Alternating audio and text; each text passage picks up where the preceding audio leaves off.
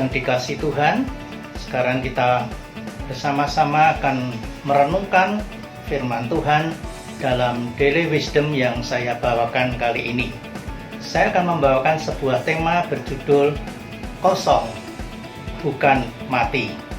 Nah, saudara, di tangan saya ada gelas, dan saudara pasti akan mengatakan bahwa gelas ini kosong.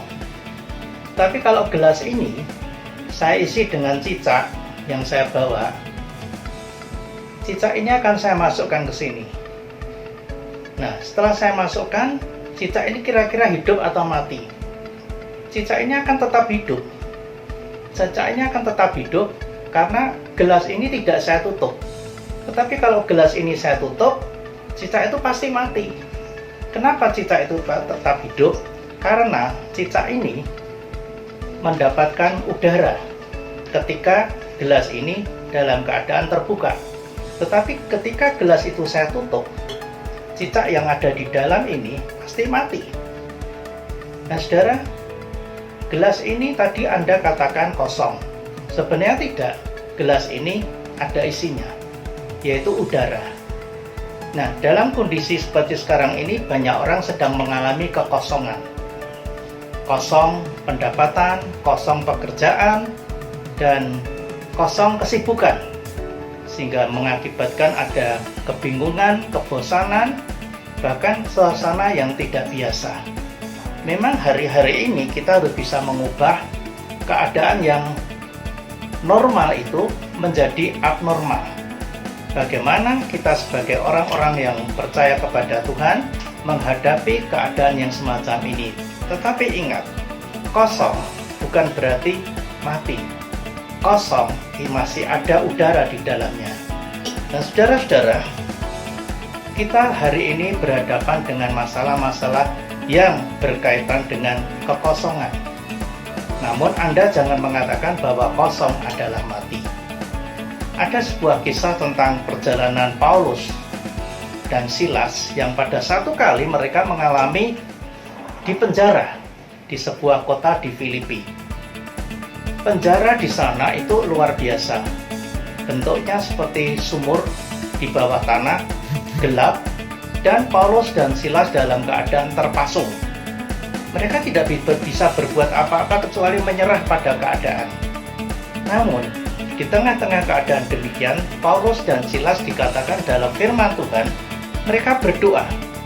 Di dalam Kisah Para Rasul, pasalnya yang ke-16, firman Tuhan mengatakan demikian. Tetapi kira-kira tengah malam, Paulus dan Silas berdoa dan menyanyikan puji-pujian kepada Allah, dan orang-orang hukuman lain mendengarkan mereka. Akan tetapi terjadilah gempa bumi yang hebat. Terjadilah gempa bumi yang hebat.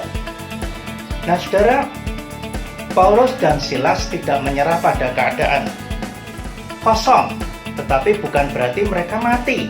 Masih ada Allah yang hidup, Tuhan Yesus Kristus yang bangkit. Oleh sebab itu mereka berdoa dan memuji-muji Allah, dan Allah mendengar apa yang mereka doakan. Terjadilah gempa bumi sampai sendi-sendi penjara itu goyah, gempar. Kepala penjara akhirnya menyerahkan diri dan percaya bahwa Allah yang dipercaya oleh Paulus dan Silas adalah Allah yang hidup. Nah, saudaraku, dalam kondisi yang semacam ini apa yang harus kita perbuat? Kita harus bisa mengubah kekosongan itu menjadi satu kehidupan. Caranya bagaimana? Caranya yang pertama adalah adaptasi. Adaptasi itu artinya dalam kondisi semacam ini kita harus menyesuaikan diri. Menyesuaikan diri dengan keadaan yang abnormal ini. Kita harus bisa merasakan dan mengalami apa yang tidak biasa kita alami. Work from home, stay at home, itu hal yang tidak biasa. Biasanya kita keluar, kita bekerja.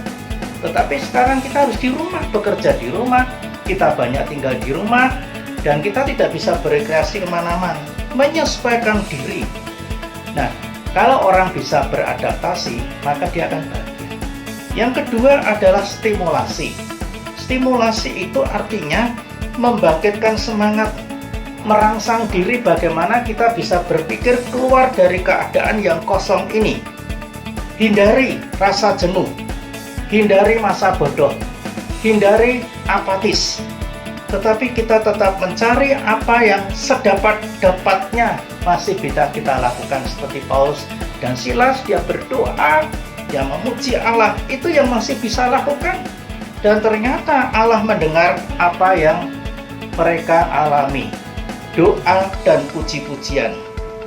Nah, saya masih melihat banyak orang yang hari ini kreatif, yang biasanya menjahit pakaian karena tidak ada order, sekarang menjahit masker lalu dijual. Ada juga yang mengumpulkan sampah-sampah, dibuat kerajinan tangan. Ada juga orang yang membuat makanan lalu dijual secara online, siap antar sampai ke rumah dan sebagainya. Ini stimulasi. Dan yang terakhir, saudaraku, yang penting adalah berpikir positif. Tetap memiliki keyakinan, iman bahwa Tuhan tidak akan membiarkan kita berlama-lama dengan keadaan semacam ini. Berpikirlah positif, lakukan inovasi apa yang bisa kita lakukan, dan seperti yang dialami Paulus dan Silas, penjara itu kemudian digetarkan dengan gempa bumi yang sedemikian rupa. Saudara tahu, William Shakespeare itu justru dia membuat puisi yang paling indah, yang paling terkenal sampai hari ini, itu justru pada awal abad 17 ketika teater-teater di London itu tutup karena wabah. Demikian juga Isaac Newton, dia menemukan dasar-dasar teori gravitasi, optik, dan prinsip-prinsip kalkulus di saat stay at home di Lincolnshire ketika terjadi wabah di saat itu. Saudara ingat, kosong bukan berarti mati. Mari kita ciptakan kekosongan ini untuk lebih mendekatkan diri kepada Tuhan. Tuhan memberkati saudara.